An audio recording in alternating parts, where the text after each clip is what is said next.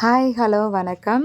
நம்ம இந்த விஷயம் இந்த மாரி டிஎன்சி விஷயம் லாஸ்ட் வீடியோல போட்டிருந்தேன். அதுக்கப்புறம் என்னுடைய ஓல்டு வீடியோலயும் சில கமெண்ட்ஸ் சப்ஸ்கிரைபர் பண்ணியிருந்தாங்க. டிஎன்சி ஆன பிறகு எப்படி இருக்கணும் சிஸ்டர்?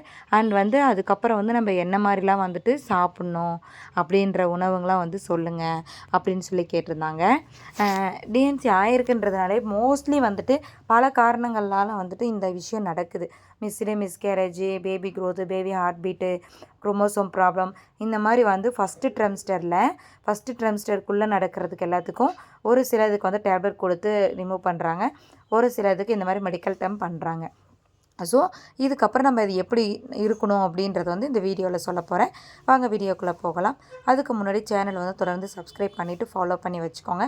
வீடியோ முழுசாக பாருங்கள், என்ன அப்போ தான் சொல்ல வரேன்றது உங்களுக்கும் புரியும். வாங்க வீடியோக்குள்ளே பார்க்கலாம். டிஎன்சி நம்ம நிறைய டேர்மில் டிஎன்சி பண்ணியிருப்பாங்க. அதாவது பார்த்திங்கன்னா நிறைய ரீசன் இருக்குது. ரீசன் இல்லாமல் கூட டிஎன்சி பண்ணுறாங்க. அது எதுக்கு அப்படின்னா, நான் ரொம்ப நாளாகவே குழந்தை நிற்கலை, தள்ளி போயிட்டுருக்கு, வேறு ஏதாவது பாலிசிஸ்ட்டு அந்த மாதிரி ஏதாவது நீர்க்கட்டி ப்ராப்ளம் இருக்குது அப்படின்னாலும் க்ளீன் பண்ணுறதுக்காக அந்த விஷயம் செய்கிறாங்க.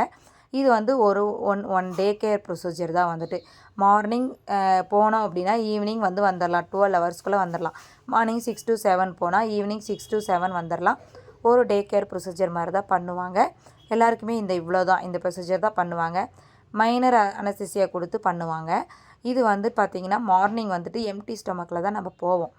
எம்டி ஸ்டொமக்கில் போயிட்டு நம்மளுக்கு ஒரு 4 hours 5 hours அப்சர்வேஷனில் வச்சுருந்து ஒரு 20 மினிட்ஸ் தான் அந்த டிஎன்சியோடைய ப்ரொசீஜரை 20 மினிட்ஸ் தான் முடிச்சுட்டு அதுக்கப்புறம் ஒரு அப்சர்வேஷனில் வைப்பாங்க. ஒரு 4 hours அப்சர்வேஷனில் வைப்பாங்க.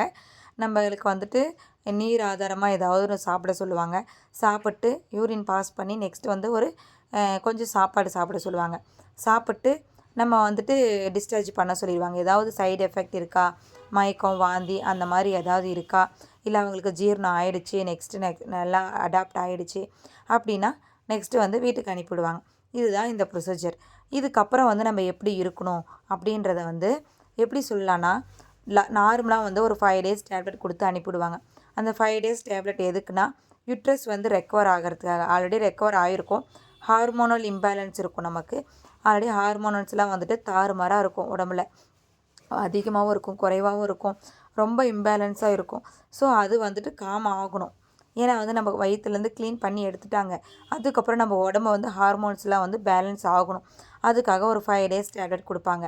5 days டேப்லெட் கொடுத்து சாப்பிட்றதுக்கு அப்புறம் தான் அது டேப்லெட் கொடுப்பாங்க. அதுக்கப்புறம் நீங்கள் அதை ஸ்டாப் பண்ணிக்கிற மாதிரி தான் சொல்லுவாங்க. அதுக்கப்புறம் விட்டமின்ஸ் டேப்லெட்லாம் எழுதி கொடுப்பாங்க.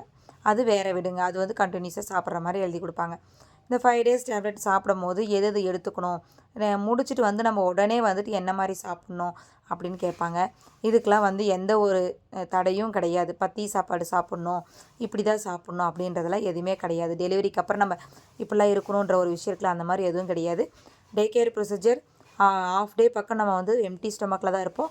அதுக்கப்புறம் இந்த ப்ரொசீஜர்லாம் முடிஞ்ச பிறகு சத்தான பொருள் எல்லாமே நம்ம சாப்பிட்லாம். நம்ம ஒன்ஸ் ட்ரிங்க்ஸ் ஏதாவது எடுத்துகிட்டு ஒரு 1/2 hour 2 hours நம்மளுக்கு சாப்பாடெலாம் சாப்பிட்டோம் அப்படின்னா நெக்ஸ்ட்டு நம்ம நைட்டும் டின்னர் என்ன வேணாலும் சாப்பிட்லாம். சாப்பிட்டு நம்ம டேப்லெட் எடுத்துக்கலாம். மறுநாளும் அதாவது எல்லாமே ஹெவியாக எடுக்கக்கூடாது. கொஞ்சம் சத்தான பொருளுங்க நிறைய எடுத்துக்கணும். இந்த டேட்ஸு, ட்ரை ஃப்ரூட்ஸு, பச்சை காய்கறிகள், அதுக்கப்புறம் நான்வெஜ்லேயும் நல்லா ப்ரோட்டீன்ஸாக இருக்கிறத சாப்பிட்ணும். காய்கறிங்க நிறைய எடுத்துக்கணும்.